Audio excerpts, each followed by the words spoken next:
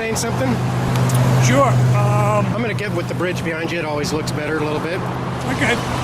Kind of, yeah. I want to get that. Everybody is getting ready for Chicago. We're going to have a NATO conference in Chicago, and most of the organizations that I'm aware of will have representatives to protest it. We are getting word that there are pre-NATO conference arrests by the police. They do this kind of stuff, and it doesn't help. After the fact, it always increases the number of people that protest. So I'm not sure why they do it. And what did they do? They raided a house, right? Yeah, they're raiding houses, and they're just harassing people, and they're saying that they may be tied into some organization that's on the terrorist list, which is huge. They have a huge terrorist list. So what we're doing here in Portland, we're still involved in the election.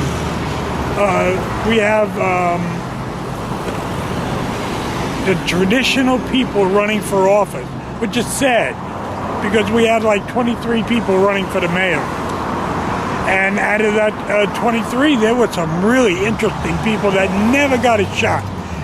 And the reason they don't get a chance is the organizations that put the debates on exclude everybody except the main people that have been endorsed by the Democrats or the Republicans or the Greens or even the Oregon Progressive Party. That's wrong. All right? We are deprived of some really good people. Yeah. And they should have been allowed in the debates. And I'm talking about organizations that I really like the League of Women Voters. They excluded a lot of people. Talking about the Urban League, they excluded a lot of people. So either we have leadership on these organizations that we kind of like that is totally out of touch with reality and should be replaced, or we're too lazy. We haven't said to them, look, let's do 3 or 4 days of debates instead of one debate that's a couple hours, and we get these pat answers that nobody learns anything. It's a big waste of time because there's no time for follow-ups and really to go after them. Good point. The people that are going to vote for our mayor still do not have a good understanding of what they would do in cases that we care about. We care about our schools. Now, the city is handicapped, and I'll fully admit that, about how much money they can give to schools and stuff. But they can do a lot better than they're doing. And we can also, deal every day with people sleeping on our sidewalks. That is a disgrace. And people should be ashamed of that. If I was the mayor of this city, I would not be able to sleep at night if somebody else was sleeping in the damn gutter. Right now in front of City Hall, there's sleeping bags on the curb where people have been sleeping. Yes. Right this minute. Yes. In front of our City Hall, where they ignore the problem or continue to criminalize it. And what do? We pass laws, we pass ordinance that says, okay, you can sleep right by the curb, which is the most dangerous damn place to be sleeping. Thank you. Because you're going to get exposed to the exhaust from the trucks and the cars and the buses and all that stuff. Instead of being able to sit or sleep near the buildings where they have some cover from both the wind and also the elements. And away from the street and the gutter and the cars. And yet, a person that I really like personally is the one that will not see that the sit-lie ordinance that they passed is outrageous. And every time I see somebody sleeping on the sidewalk, it just goes to my bone. Joe, I read something today that there's hundreds and hundreds of houses that are empty, been empty for years because they're owned by the banks.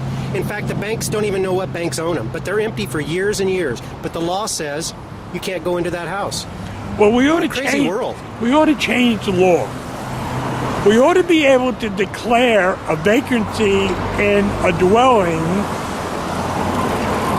some kind of a term that would allow us to move people into that and be caretakers. They would take care of the property until the property is sold or the property is torn down or whatever. But to have a house sitting there and having people sleep on the sidewalk is madness. It's absolute madness. Yeah, you're right. I hope we see something develop like that here soon. Common sense tells me that should happen. Well, we're going to have a new council. No matter how you slice it now, we're going to have two people definitely that are going to be brand new. You got Steve Novick, who's a guy I kind of like. He's a politician and he's a Democrat. But I still kind of like him on a personal level. Yeah. And I think he does, from time to time, take a few moments and think about how he can help people that are in distress. And that's what we need. We need politicians to think about that all the time. And if they get one out, fine. Only spend 1 or 2 terms in office and don't spend 40 years there. All right?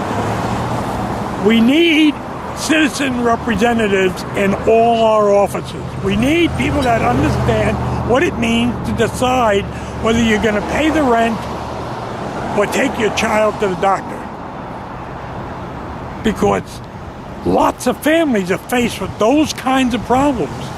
And the people that we have in office have nothing, absolutely no understanding of what that means. Joe, do you think that this is a human rights issue? Sure it is. That maybe our Human Rights and Equity Commission should maybe be delving into this some? Sure it is. All the great religions, and I'm not a religious person, but all the great religions talk to that issue. They say we are our brother's keepers. They all say that. That's all they do is talk about it. And I have a shirt now that I wear from time to time that says talk is cheap. And that's what I mean. I don't care what you say. I care what you do. Sam Adams, our mayor that's going out, it's a great talker and he's a really likable guy, but he hasn't done shit. And he could have done some really good stuff. I got an idea, speaking of good stuff someone could do. What about the horses and trying to get these police horses out of the city, off the city streets? This should be a no-brainer.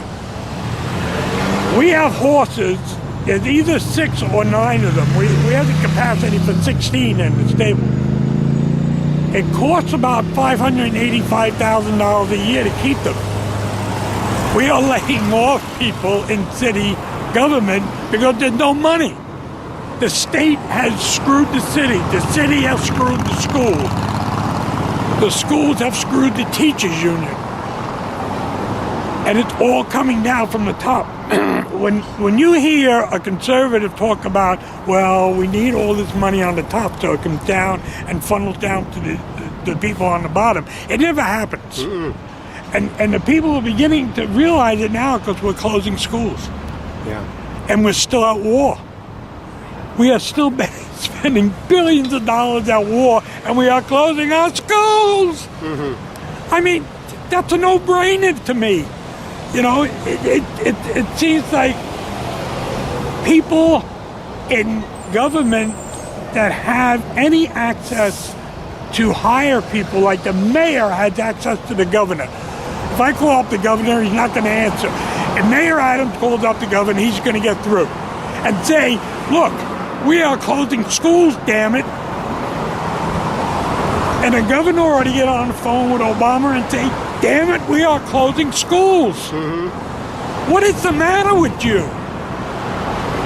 This is a no-brainer. As far as the horses are concerned, the horses are wonderful horses. They are absolutely gorgeous. They are well-trained. I agree with all that. But they're used as weapons. Yeah, and a tool. That's the thing that drives me up the wall. The police department in this city and every other city that has these mounted police have trained these horses to hurt human beings. And why do we do that? And where are all the activists in animal rights? We had a letter read at one of our meetings about the horses from animal rights people that run Humane the Society. Humane Society that support the mounted police. We don't understand why. We wrote them letters, we called them, we asked them for an explanation. They haven't given us one. So the Humane Society wrote a letter on Wrote their a letter in stationery support said, to keep these horses so the horses can be used in crowd control because they see it as a calming effect and we see it as the possibility of crushing somebody. Yeah. And if you've seen some of the videos with Occupy when they went after them, you can see the horses squeezing people into Yeah. really bad areas. The horses are wonderful. The cops that do that should be fired. yeah. The police commissioner should be fired. Joe, every time I see those horses go into the crowd, it turns it into a riotous situation. Yeah. It's not a calming situation. That's that's false. It turns almost riotous when those horses charge the crowd. And a lot of times they charge on the sidewalks, they charge and there's civil rights being broken by those men on horses. Yes, because what they do is they trap you. If you go into the street right here, that's technically a violation of the traffic laws or whatever. So it's like jaywalking.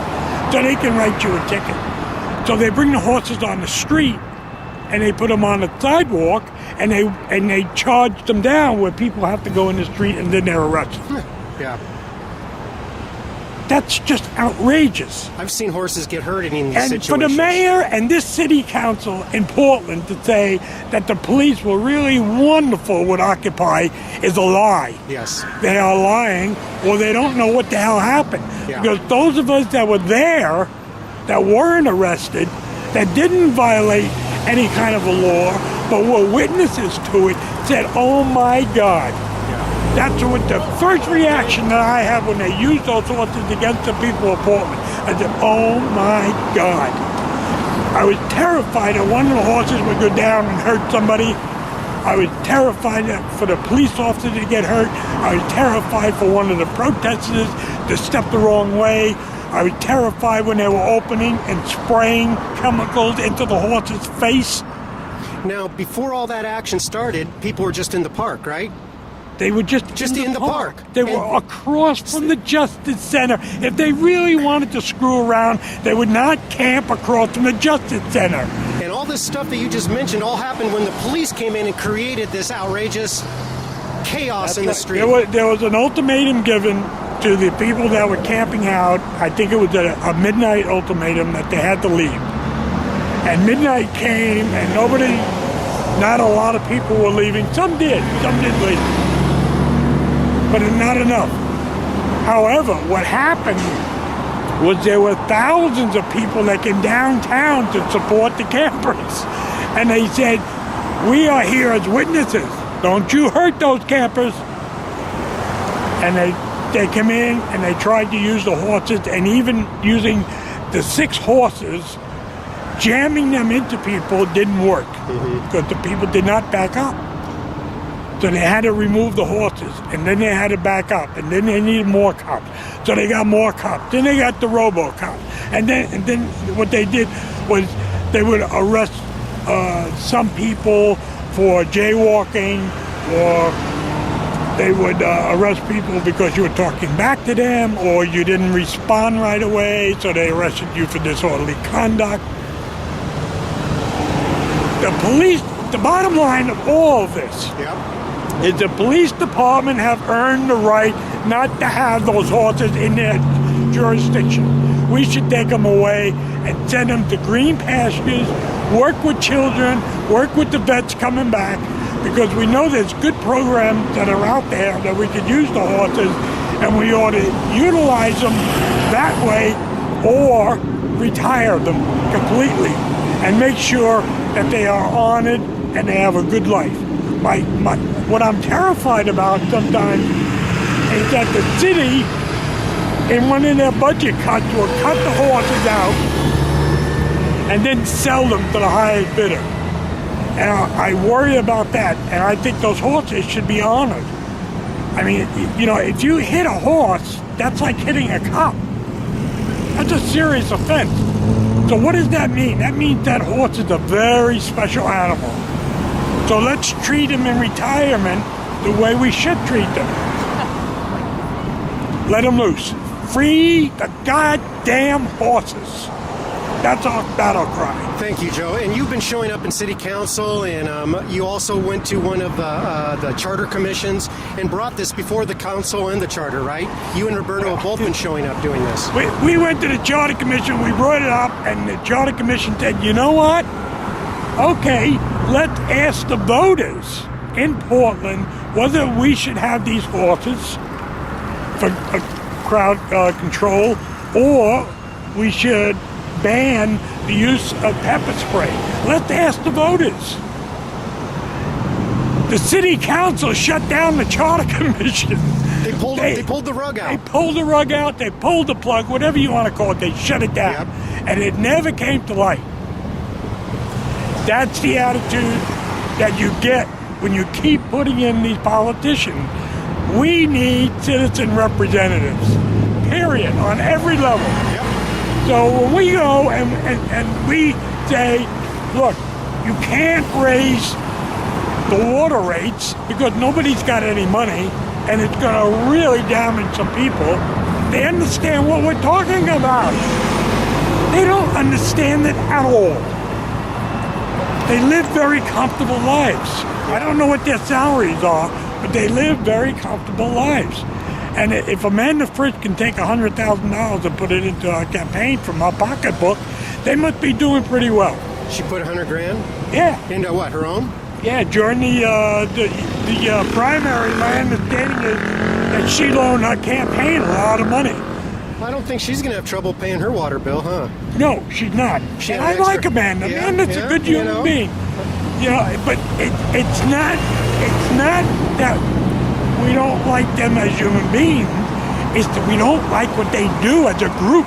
They represent us and they're disconnected from us. And they don't are listen to totally us. disconnected. They don't have a clue. Joe, it's really hard to get up and try to push some of these issues and show up at these meetings and raise your voice. And then when you get nothing but pushed aside or forgotten about, you know, it's hard. It's hard to bring these issues up. You got to go through a lot to do it. And when you get dismissed and ignored and just forgotten, The way I It's get terrible. around that, and I've been doing this for a long time, the way I get around that is that I understand that my job as an activist is to look them in the eye and tell them, this is what's real. Can I convince them of that? No, I don't even try it anymore. I say, this is what's real. You cannot push people to the curb on an ordinance because it's dangerous, it's lousy, and the image of the city will end up being damaged. What they do is not my job. That's somebody else's. My job is to go before them and jump up and down. My job is not to go on a commission or go on a committee and become friends with them. My job is to walk in and have them think, oh shit, here he is again. That's what I want them to think. And I said that to Amanda one time and she almost fell off the chair laughing. But that's my attitude. well, thank you for doing that. So, we're out here, we've been out here for a year and a half. And no matter what anybody says to me, is these people, for a few seconds, think about the wars. And that's our job. Our job is not to convince them.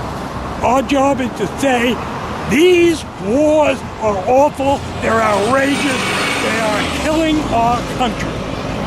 That's what we need to say to them. And then it's up to them. Well, your message is real clear to me. Yeah. Thank you. So, I'm gonna get I you mean, signed that's how I don't get burned out. And I would say that to activists, and I know this is tough on activists, that, you know, week after week after week, you keep going back and forth. Don't try or attempt to convince anybody of anything. Just put your information out there because they don't hear it from anybody else. Sam Adams did not hear his staff that he's an asshole. Nobody on his staff is going to say, Sam, you're an asshole. If Sam is standing right here with me today, I would say, Sam, you want to put those cameras in? You're an asshole. And that's what he needs. They all need that. They need someone to go and say, you're wrong. This is wrong. And then leave and go get yourself a good mocha, go get yourself some flowers if that's what turns you on, or do something really good for yourself. Because you deserve it. You deserve it. You've done your job. Move on. The next day is coming, and you got work to do. And we can't afford people to sit home and say, that's it. I'm tired. I'm finished. And I do that all the time. I yell at the television. I yell at the phones. I scream. I jump up and down. I do all of that. But I always come back to this one concept. My job is to tell you what I believe. My job is to research and find out the truth and then tell you. And then it's up to you. And that makes it a lot easier. It does. Well, thanks. That helps me a little bit too. Yeah. Because I'm dealing with some of the same issues. We all are. We all are. Yep. I mean, these crazy people in Washington, D.C. now are talking about bombing Iran, the nuclear sites, or just general bombing, or just going to war. Mm-hmm. I mean, we are closing schools now. If we go to war with Iran, it's a disaster for us. Boy. Well, thanks for using your voice and educating me and everybody else who's watching this. And I don't mind being wrong.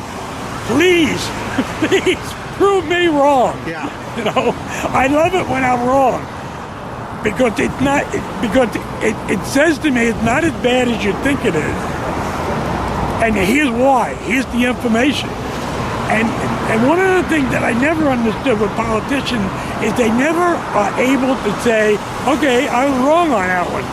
I got new information that tells me I was wrong. You don't hear that often. You never hear that. If ever. So anyway, Well, thanks for doing your job also. I mean, you're very important to us. Well, just documenting what you guys have to say. Yeah.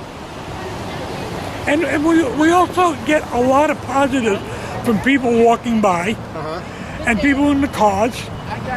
You know, a lot of people yell out thanks. Yeah.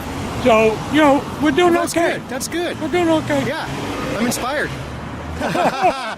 What's up? And we said the other night we went to see Andrew Basovich at the Episcopalian Cathedral in downtown Portland. And one of his questions is, why the hell are we paying for bases, U.S. bases in Germany? They don't need to be there anymore. The Germans can take care of themselves. Europe can take care of themselves. But American taxpayers are being forced to pay for those bases And there. who brought that up that you heard? Andrew mention that? Basovich. Andrew Basovich? Yeah, he was Basovich. Basovich, okay. He was on Bill Moyers. He's written a couple books, Washington Rules, and he's an ex-military retired, taught at West Point, teaches at Boston University now. And he's very pessimistic on the turnaround on the front of America's police state going into the rest of the world. Mm-hmm. But he gave a good talk on that. But he was saying, you know, why are we paying? We don't need to have those bases there. And then we're building a big base in Italy, so the Italians don't want us there. One in Korea, maybe another one in Japan. Another one in Okinawa, redoing another one, and then to top that off, they're redoing everything in Hawaii. They're building a huge thing because they're saying, quote, the Chinese threat. You know, Roberto, the little I know of some of these foreign bases, most of the people living around them don't want them there either. That's right. Yeah. But it's just American imperialism. force. Yeah. Yep. That keeps them there. Boy, terrible. Yeah. We should get out the hell out of there. In fact, I'm going to make that one of my signs so I can put on the street. Okay, so man. people can tell their Congress people, get the hell out of Germany and whatever. Yep. And everywhere we are. Yeah. Yeah. All right. Okay.